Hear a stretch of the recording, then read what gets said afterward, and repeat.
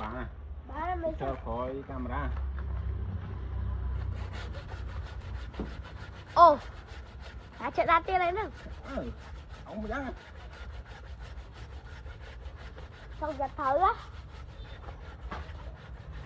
Thôi khỏi rồi. Rồi được mà rồi. Rồi được mà cái chảo cho ra mình mơ. Bái cho con bái vậy. Chăm Trời nắng thằng.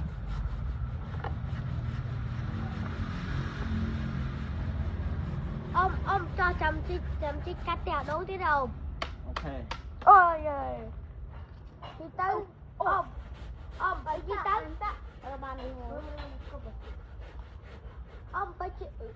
Ông phải dân chị Tư. Bây giờ bây cái mình ai tất cả ai ha rồi mà mày ca bật. Cáp à?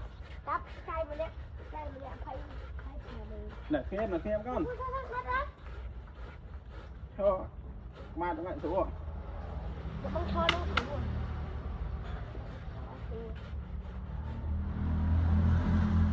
Bao cháu đi con à.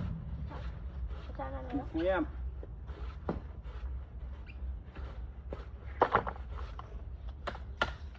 Mở camera nè. Nó xong không pa. Một đoạn khơi nữa đây nè. Lá bắp. Xong rồi xem. Lá bắp. Tôi chẳng lên làm gì là. Ôi em sao đâu. Bắp lên nè.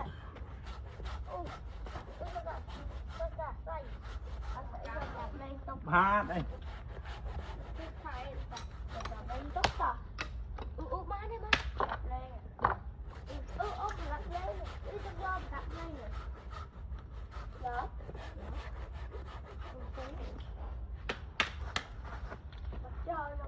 Ông ấy thợ đâu cái cặp đạp chơi rằng á.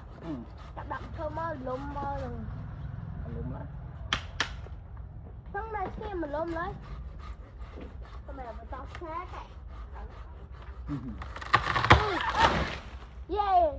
Trời. Và mình ca đỏ hết